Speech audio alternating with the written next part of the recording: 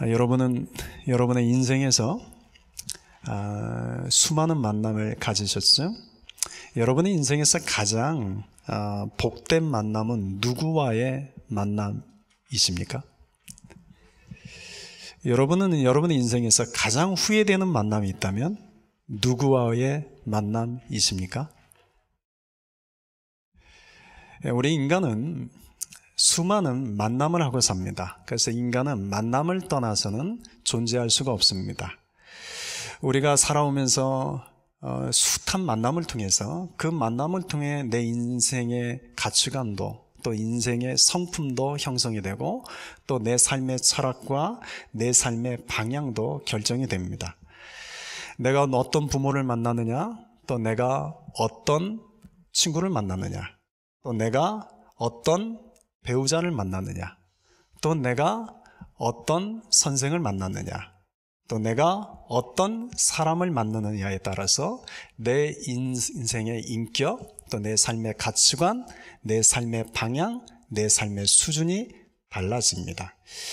그러므로 오늘 저와 여러분이 이 자리에 있는 것은 지금까지 우리가 살아온 인생의 수많은 만남의 결과물이기도 합니다.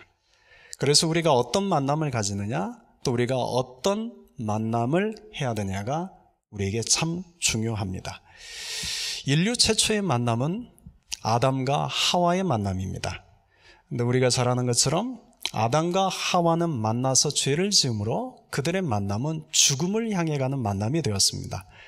그래서 성경 최초, 구약 성경의 최초인 창세기는 인간의 만남은 죽음을 향해 가는 죽음의 만남으로 시작합니다. 그런데 신약 성경의 최초 마태복음은 생명이신 예수님과 어머니 마리아의 만남으로부터 시작합니다. 예수님은 생명이시죠. 그 예수님과 마리아의 만남에서부터 생명이 시작이 됩니다. 그래서 신약 성경의 마태복음은 생명을 향해 가는 생명의 만남으로 시작합니다. 구약의 창세기에 나오는 아담과 하와의 이야기는 인간의 죄로 인해 모든 만남이, 인간의 만남은 죽음을 향해 가는 만남일 수밖에 없다는 것을 상징적으로 보여주는 이야기라면, 마태복음에 나오는 예수님의 이야기는 인간은 예수님을 만남을 통해서 생명을 향해 걸어가는 생명의 만남을 하게 되는 존재가 된다는 것을 상징적으로 보여준다 할 수 있습니다. 따라서 인간의 모든 만남은 크게 두 가지 방향으로 구분이 됩니다. 여러분들이 지금까지 살아오시면서 수없이 많은 만남을 해오셨는데 그 모든 만남은 딱 둘로 구분이 됩니다. 그 만남이 생명을 향해 가는 만남이기도 하고 그 만남이 죽음을 향해 가는 만남이기도 합니다. 내가 지금까지 살아왔던 그 만남 속에서 그 만남이 생명을 향해 가는 만남이기도 하고 반대로 죽음을 향해 가는 만남이었기도 합니다. 그러므로 우리가 누구를 만나느냐, 어떤 만남을 갖느냐에 따라서 내 인생의 방향은 달라질 수밖에 없습니다. 오늘은 본문에서 이 만남에 대한 이야기를 여러분하고 함께 나누려고 합니다. 오늘 본문 23절에 보면 헤롯이라는 사람이 나오죠. 이 헤롯은 누구라고 말씀드렸죠? 헤롯은 헤롯 아그리파 1세입니다. 이 헤롯은 헤롯 대왕이라는 사람의 손자였습니다. 그런데 이 헤롯 대왕에게는 모두 10명의 아내가 있었습니다. 그리고 7명의 배다른 아들들이 있었습니다. 그러니까 어느 시대나 그렇듯이 언제나 왕의 후계자가 되기 위한 궁중 안에서의 치열한 살벌한 권력 다툼이 있었죠. 이 때문에 헤롯 아그리파 1세의 아버지와 할머니가 그만 목숨을 잃게 됩니다. 그리고 이 헤롯 아그리파 1세는 로마로 유학을 떠납니다. 말이 유학이지 그냥 유배를 보낸 겁니다. 그러니 이 헤롯이 로마에 가서 제대로 공부를 했겠습니까? 매일같이 술, 여자, 노름에 빠져서 방탕한 삶을 살았습니다. 그런데 얼마나 이 헤롯이 그래도 이렇게 사람을 잘 붙는 사람 있지 않습니까? 사람하고 잘 교제하는 사람 있죠. 이 헤롯이 그랬어요. 말주변이 좋아가지고 옆에 늘 사람들이 끊이지 않았는데 로마에서 그에게 가장 친한 술 친구는 당시 칼리굴라라는 사람이었습니다. 이 칼리굴라는 로마 황실의 핏줄이었습니다. 이 사람이 훗날 로마의 세 번째 황제가 됩니다. 성경에는 가이오 황제라고 기록되어 있습니다. 그런데 이 헤롯이 이 칼리굴라와 만나서 매일같이 술 먹고 여자 끼고 노름하면서 허랑방탕한 인생을 살아갑니다. 그러던 어느 날부터 이 헤롯이 사람들에게 이렇게 말을 하고 다니기 시작하는 겁니다. 당시 황제인 티베리우스는 물러나고 그 황제의 자리에 내 술친구인 칼리굴라가 황제가 되어야 된다. 이렇게 말을 하고 다녔습니다. 그 때문에 로마 황제가 분노를 해서 그 헤롯을 로마 감옥에 가둬뒀습니다. 그런데 참 묘하죠? 6개월이 지난 뒤에 티베리우스가 죽게 됩니다. 그리고 그 뒤를 위해서 로마의 세 번째 황제로 칼리굴라가 등극을 하게 됩니다. 그래서 칼리굴라가 황제가 되자마자 감옥에 갇혀있던 자기 술친구 헤롯을 석방해주고 당시 팔레스틴 지역의 왕의 자리에 앉혀줍니다. 로마에서 떠돌던 한량이나 다름없던 이 헤롯이 팔레스타인의 왕이 된 겁니다. 그것은 누구와의 만남 때문이었습니까? 칼리굴라와의 만남 때문이었습니다. 여기까지 보면 참 얼마나 아름답고 복된 만남입니까? 그런데 이 만남이 또 한 번 헤롯에게 만남의 행운이 찾아옵니다. 그가 팔레스타인의 왕이 된 지 4년이 되었을 때 AD 41년이었습니다. 그때 이 헤롯이 또다시 로마를 방문하게 되는데 그때 칼리굴라 황제가 암살을 당하는 사건이 터집니다. 그러자 그때 이 헤롯이 칼리굴라의 삼촌인 클라우디오스를 도와서 로마 원로원을 장악하게 하고 권력을 차지하게 돕습니다. 이 때문에 클라우디오스가 이제는 로마의 4대 황제로 등극하면서 이번에는 당시 사마리아와 유대 땅을 통치하고 있는 로마의 총독의 역할을 이 헤롯에게 떠넘깁니다. 그래서 헤롯은 명실상부하게 팔레스타인 지역과 사마리아와 유다의 왕이 됩니다. 그러니 여러분, 이 헤롯을 얼마나 운이 좋은 남자입니까? 이 헤롯은 최고의 만남을 2번이나 연속해서 가지는 복된 자와 같습니다. 칼리굴라와의 만남, 그리고 클라우디오스와의 만남. 이 만남 때문에 헤롯은 팔레스타인과 유대와 사마리아의 왕이 됐습니다. 그리고 그를 로마에서는 함부로 건들지 못했습니다. 왜냐하면 황제 바로 아래에 있는 사람이었습니다. 그러니 얼마나 교만했겠습니까? 그런데 우리가 지난주에 살펴봤던 것처럼 이 헤롯은 하나님 보시기에 교만해서 하나님이 그를 치셨습니다. 그러자 이름 모를 벌레 한 마리에 먹혀서 그는 왕의 자리에 오른 지 7년 만에 불과 54살이라는 젊은 나이에 생을 마감했습니다. 여러분, 헤롯이 그의 인생에서 최고 권력자들과의 만남을 통해서 그가 유다의 왕이 된 것은 행운이고 축복처럼 보였습니다. 그런데 여러분, 그 만남 자체도 그를 죽음에서 건져줄 수는 없었습니다. 오늘 본문에 또 다른 사람들의 만남 이야기가 나옵니다. 오늘 본문 25절에 보면 여러분, 세 사람의 이름이 언급되죠? 누구누구 나옵니까? 바나바, 사울, 바울, 또 마가라는 요한입니다. 이 세 사람의 만남은 헤롯의 만남과 비교했을 때는 그냥 형편없고 보잘것없는 평범한 만남입니다. 그런데 이 세 사람의 만남을 통해서 하나님이 어떤 일을 이루어 가신지, 또 그들의 만남을 통해서 어떤 일들이 이루어지는지를 우리가 함께 나눠봅시다. 먼저 여러분, 바나바와 바울의 만남부터 먼저 이야기를 해봅시다.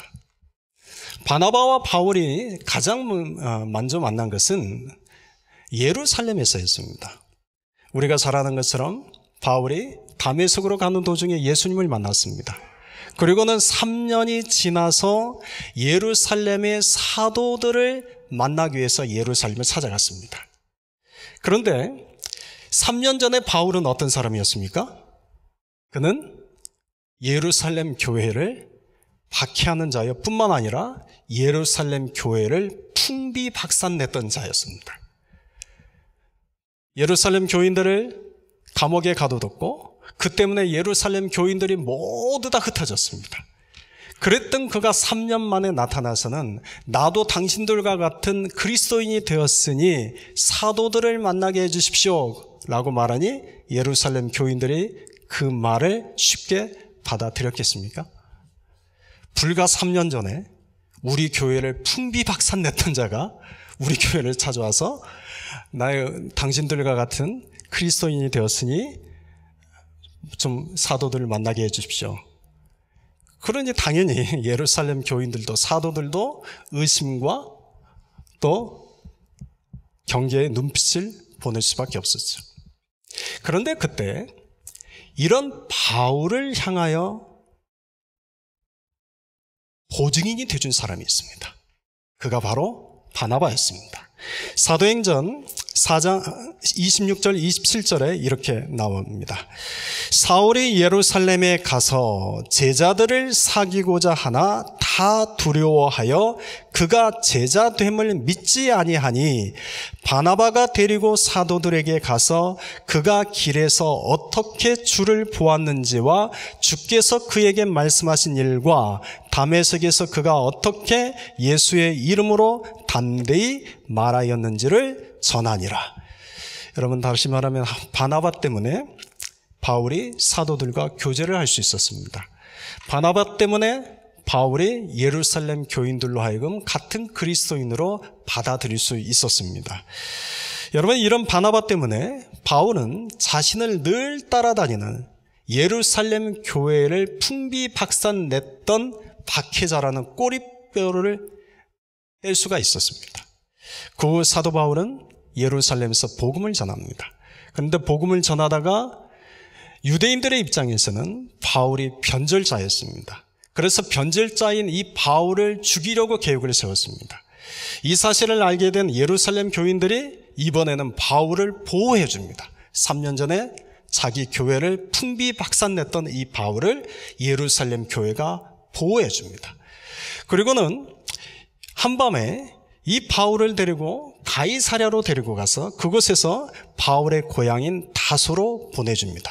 그리고 바울은 다소에 가서 13년을 세상 사람들에게 그 이름이 드러나지 않는 운둔자로 칩거 생활을 하게 됩니다. 우리가 전에도 말씀드린 것처럼 여러분, 바울은 2번이나 복음 사역에 있어서 실패를 경험했던 자입니다. 요즘식으로 말하면 바울은 2번 개척해서 2번 실패한 자였습니다. 처음은 다메섹에서 복음을 전하다가 실패해서 도망자가 되어 아라비아 사막으로 들어가서 3년을 칩거했습니다. 그리고 이번에는 예루살렘에 가서 또 복음을 전하다가 도망자가 되어 이제는 고향 다소로 가서 13년을 칩거 생활을 했습니다. 여러분, 시간이 지나면 사람은 잊혀지기 마련입니다. 아무리 인기 있는 연예인이라 할지라도 그가 화면에서 사라지고 시간이 지나면 대중의 뇌리 속에서 그는 서서히 잊혀져가는 존재가 되어 있습니다. 바울 역시도 13년이라는 시간이 지나가면서 점점 다메섹에 있는 그리스도인들, 예루살렘에 있는 그리스도인들에게 잊혀져가는 존재가 되어 갔습니다. 그런데 여러분, 그런 그를 잊지 않는 분이 계십니다. 누구십니까? 하나님이십니다. 여러분, 세상 사람들은 나를 다 잊어도 하나님은 결코 나를 잊지 않으십니다. 세상 사람들은 다 나를 버리고 나를 떠나가도 하나님은 결코 나를 버리지 않으시고 결코 나를 떠나가지 않으십니다.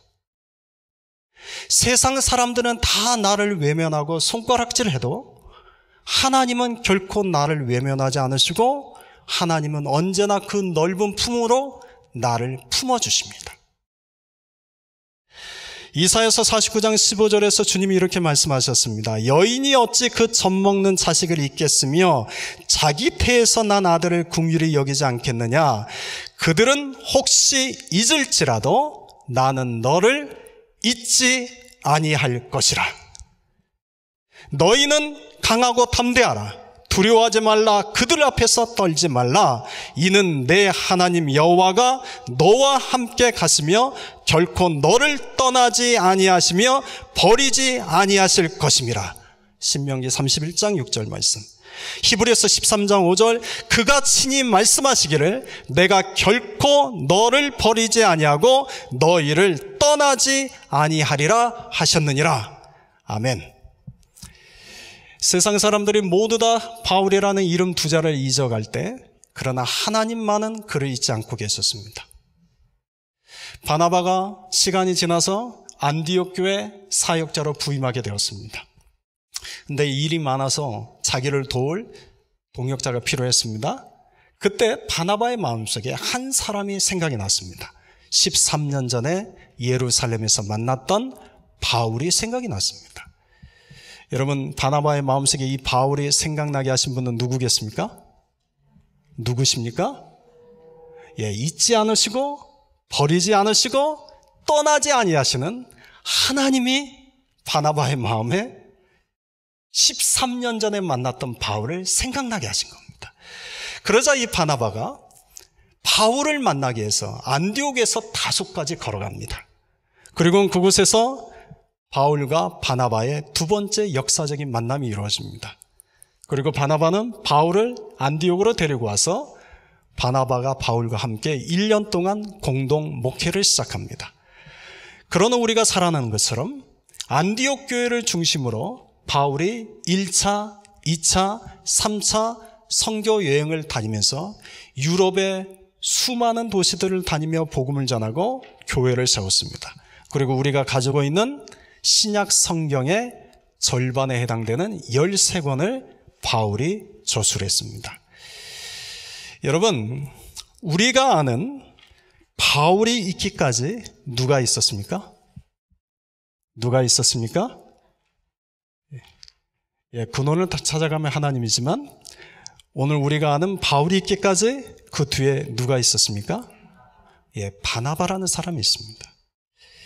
앞서 살펴본 헤로드 아그리파 1세는 당시 최고의 권력자인 칼리굴라와 또 클라우디오스라는 로마 황제의 만남이 있었습니다. 그들의 만남은 축복의 만남처럼 보였고 성공적인 만남처럼 보였습니다. 그런데 칼리굴라는 로마의 황제가 된 지 4년 만에 암살을 당했고 클라우디오스는 로마의 황제가 된 지 13년 만에 독살을 당했습니다. 그리고 헤롯은 유다의 왕이 된 지 7년 만에 이름 모를 벌레에 먹혀 생을 마감하는 자가 되었습니다. 무엇을 의미하겠습니까? 이들의 만남은 축복의 만남이요 성공적인 만남인 것 같지만 결국은 죽음을 향해 가는 죽음의 만남에 불과하다는 것을 보여주는 겁니다. 반면 바울과 바나바는 헤롯에 비하면 형편없는 만남입니다. 그저 평범한 우리의 일상적인 만남과 같습니다. 그런데도 이들의 만남을 통해서 하나님은 세계 역사의 선교의 문을 여셨습니다. 그리고 하나님은 이들을 통해서 가는 곳곳마다 생명의 씨앗을 뿌리게 하셨습니다. 여러분, 그 생명의 씨앗을 뿌린 결과 많은 교회들이 세워졌는데 그 결과가 2000년이라는 시간이 지나 오늘 우리 함께 걷는 교회도 그 열매로 세워진 겁니다. 우리가 또 하나 살펴볼 것은 마가라 하는 요한이라는 사람입니다. 이 마가라 하는 요한은 마가는 히브리식 이름이요 요한은 헬라식 이름입니다. 우리가 미국 생활하면 우리가 한국 이름과 함께 영어 이름을 같이 쓰죠. 편의상 우리가 마가라고 부르겠습니다. 바울이 마가를 처음 만났던 곳은 예루살렘이었습니다. 기근이 들어서 예루살렘 교회가 어려워지자 안디옥 교회가 구제연금을 모아서 바나바와 바울이 예루살렘을 찾아갔습니다. 아마 그때 그곳에서 바나바와 바울이 마가를 만난 겁니다. 골로새서 4장 10절을 보면 이 마가를 바나바의 생질이라고 기록합니다. 근데 이건 정확한 번역이 아닙니다. 더 정확한 번역은 바나바의 생질이 아니라 바나바의 사촌 형제입니다. 그러니 여러분, 마가의 어머니 마리아는 바나바에게 누구겠습니까? 고모 아니면 이모 정도 됐을 겁니다. 그런데 이 마가의 어머니 마리아는 어떤 사람인가? 12절에 보면 마가라 하는 요한의 어머니 마리아의 집에 그 다락방을 제자들에게, 교회에게 내놓은 사람이었습니다. 근데 이 마가의 어머니 마리아는 과부였습니다. 그에게는 마가가 외아들이었습니다. 그런데 남편이 그래도 살아있을 때 좀 돈이 있었나 봅니다. 그럼 죽으면서 마리아에게 큰 집을 하나 남겨주고 죽었습니다. 성경에 보면 예수님이 돌아가시기 전 제자들과 함께 마지막 만찬을 나눴던 것을 우리가 마가의 다락방이라고 부르죠. 이 마가의 다락방이 마가의 어머니 마리아의 다락방입니다. 그러니까 이 마리아의 다락방에 마리아가 처음 예수님에게 자기 집을 내어드린 겁니다. 그 다락방에서 예수님이 제자들을 발을 씻기셨고 성찬식을 처음 거행했습니다. 그런데 예수님이 붙잡혀가서 십자가에 달렸을 때 제자들은 모두 두려워서 다 도망쳤죠. 어디로 갔을까요? 이들이 도망쳐 숨은 곳이 이 마리아의 집 다락방이었습니다. 예수님이 부활하신 이후에 두려움에 떨고 있는 제자들을 찾아오셔서 부활하신 몸을 보이셨던 것도 이 마리아의 다락방이었습니다. 예수님이 하늘로 승천하실 때 예수님의 12제자와 120명의 성도들이 모여서 뜨겁게 기도했던 것도 이 마리아의 다락방이었습니다. 오순절날 성령이 임한 것도 마리아의 다락방이었습니다.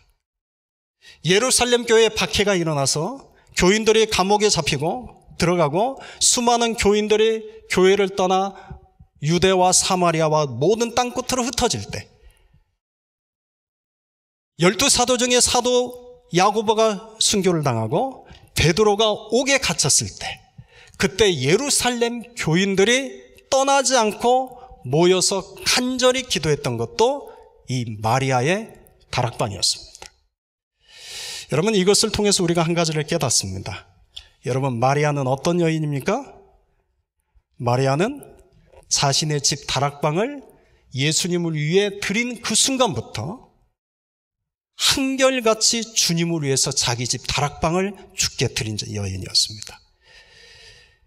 박해가 일어나고 수많은 사람들이 교회를 떠나갔을 때 끝까지 그 교회를 지켰던 여인이 이 마리아였습니다. 그러니 이 마리아라는 여인의 믿음은 어떤 믿음이었겠습니까?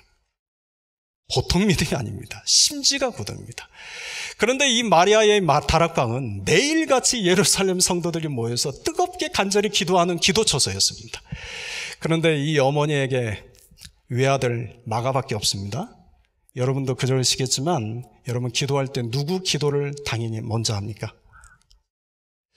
여러분 누구 기도할 때 가장 마음에 간절함이 있습니까?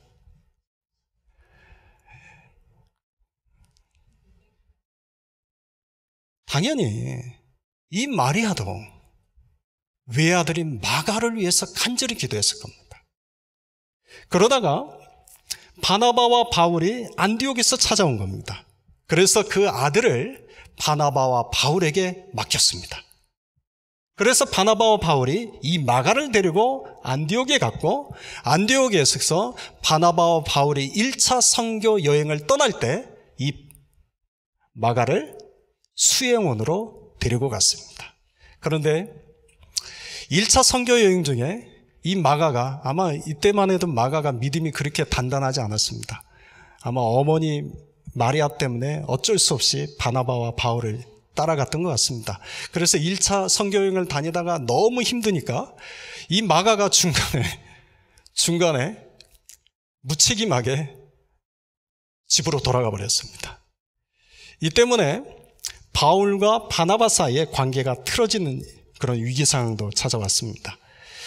그런데 바울이 그의 말년에 쓴 빌레몬서 1장 24절을 보면 이 마가를 일컬어서 이렇게 고백을 합니다. 나의 동역자 마가. 무슨 말입니까? 1차 선교 여행 중에 비록 마가는 그때는 어려서 무책임하게 집으로 돌아갔지만 훗날 다시 마가는 사도 바울의 신실한 동역자가 되었다는 얘기입니다. 그리고 베드로 전서 5장 13절에 보면 사도 베드로는 이 마가를 일컬어서 나의 아들 마가라고 말합니다. 무슨 말입니까? 여러분, 베드로나 바울에게 이 마가는 신실한 그리스도인이 되었다는 이야기입니다. 그런데 여러분 한번 생각해 보십시오. 마가가 1차 전도 여행에서 무책임하게 집으로 돌아왔습니다. 그때 어머니 마리아는 어떤 마음이었을까요? 그런데 그렇게 돌아왔던 마가가 다시 바울의 신실한 동역자가 되었습니다. 그리고 사도 베드로에게는 영적인 아들이 되었습니다. 그리고 그 마가가 우리가 잘 아는 사복음서 중에 가장 첫 번째로 마가복음을 기록한 자가 됩니다. 그리고 그가 베드로 전서와 후서를 대필한 자가 됩니다. 여러분, 어떻게 이런 마가가 될 수 있었겠습니까? 그의 뒤에는 누가 있었습니까? 그의 뒤에는 기도하는 어머니 마리아가 있었습니다. 더 정확히 말하면 어머니 마리아의 기도가 있었습니다. 여러분, 성경에서 가장 위대한 기도의 어머니는 누굽니까? 누구죠? 기도의 어머니 하면 떠오르는 분이 누구죠? 한나죠. 그죠? 구약 시대를 대표하는 위대한 기도의 어머니는 한나죠. 그런데 신약 시대를 대표하는 위대한 기도의 어머니는 마가의 어머니 마리아입니다. 그리고 중세 시대에 위대한 기도하는 어머니를 대표하는 여인은 누군지 아십니까? 어거스틴의 어머니 모니카입니다. 이 모니카도 방황하고 방탕함에 살던 아들 어거스틴을 위해서 늘 기도했습니다. 그래서 그 아들이 결국은 주님께로 돌아와서 위대한 성 어거스틴이 되었습니다. 여러분, 이런 말이 있습니다. 세상에서 가장 위대한 사람은 누군지 아십니까? 세상에서 가장 위대한 사람은 누굴까요? 기도하는 어머니입니다. 그러면 아버지들은 자존심 상해하죠. 그러면 아버지들은 이렇게 대답하셔야죠. 세상에서 가장 위대한 사람은 기도하는 아버지다. 여러분, 기도하는 어머니, 기도하는 아버지가 있는 한 자식은 결코 망하지 않습니다. 기도하는 어머니, 기도하는 아버지가 있으면 하나님이 대신 그 자식은 하나님의 방법으로 책임지십니다. 마가가 1차 전도 여행 중에 돌아왔을 때 그 어머니가 얼마나 낙심되었겠습니까? 그런데 그 마리아는 낙심하지 않고 그 아들 마가를 위해서 끝까지 기도했습니다. 그랬더니 오늘 마가가 있습니다. 어거스틴은 엄마의 바람과는 달리 그는 이탈리아 로마를 다니면서 그는 온갖 나쁜 짓을 하고 다녔습니다. 방탕한 삶을 살았습니다. 어머니 모니카는 그 아들의 소식을 들을 때마다 낙심됐습니다. 하나님은 언제 내 아들을? 그런데 그 아들이 결국 돌아왔습니다. 어머니 모니카의 기도 때문에 오늘 우리가 아는 어거스틴이 있습니다. 그래서 여러분, 기도하는 어머니, 기도하는 아버지가 세상에서 가장 위대한 분입니다. 물론 사람들은 사무엘을 더 기억하고 마가를 더 기억하고 어거스틴을 더 기억합니다. 그러나 하나님은 누구를 더 기억하십니까? 기도하는 어머니인 한나를 기억하시고 마리아를 기억하시고 모니카를 기억하십니다. 또한 기도하는 여러분을 하나님이 기억하십니다. 여러분, 자식들에게 내 부모로서 내가 해줄 수 있는 것은 지극히 적습니다. 여러분들이 자식들을 위해서 무엇을 해줄 수 있습니까? 내가 자식을 위해서 해줄 수 있는 것은 한계가 많습니다. 그러나 하나님이 내 자식을 위해서 해줄 수 있는 것은 한계가 없습니다. 그래서 여러분, 내가 내 자식에게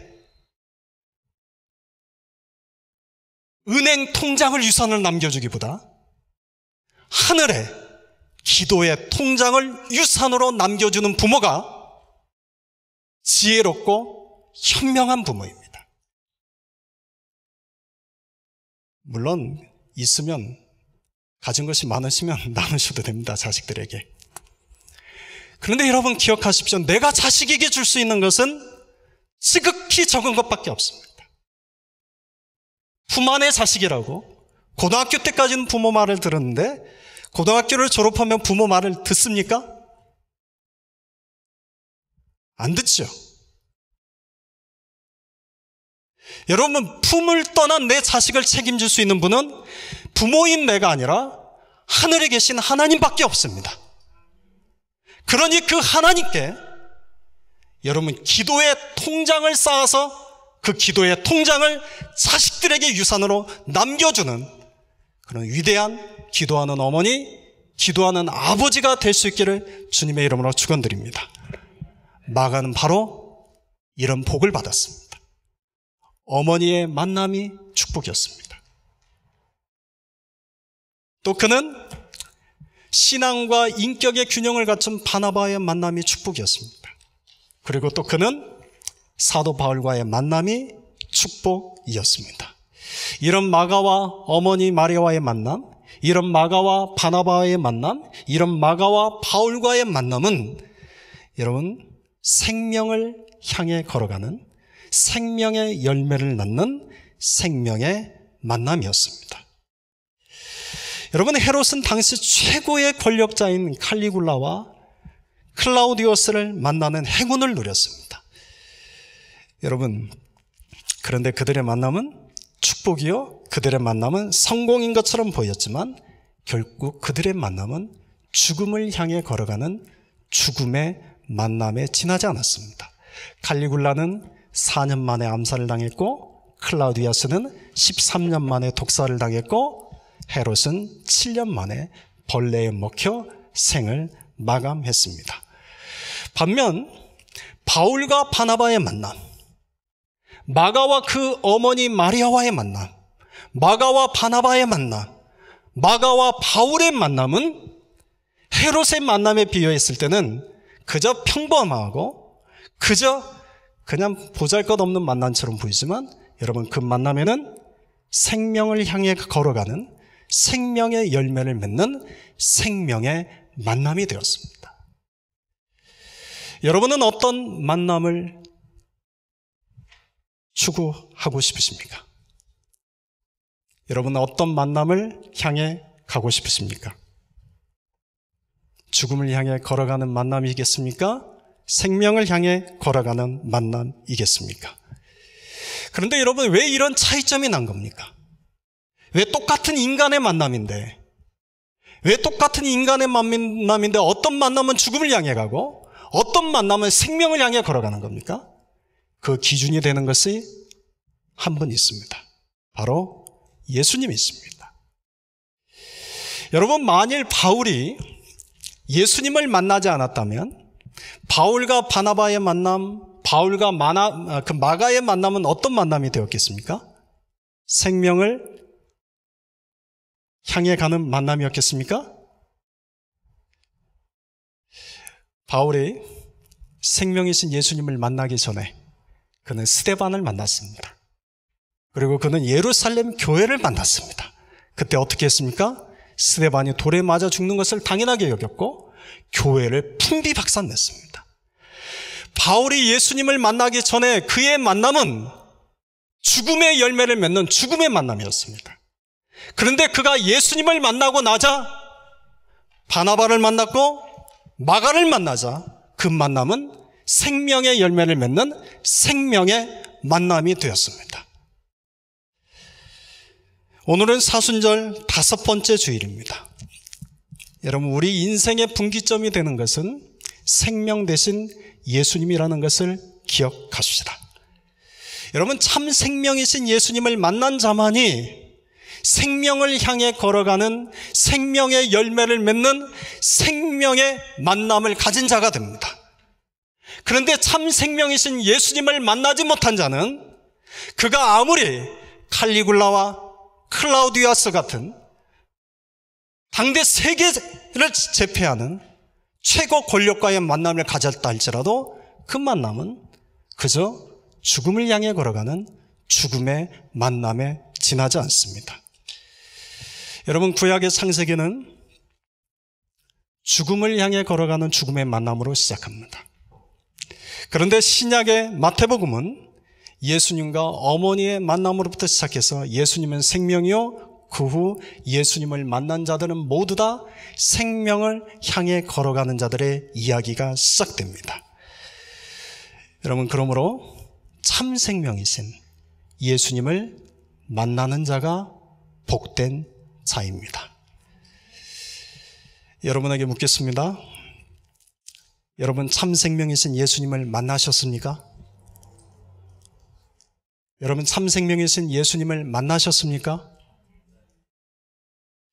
과거에 만났는데 언제부터인가 내 마음의 구원의 기쁨과 구원의 감격이 사라진 채 혹시 살아가고 있지 않습니까?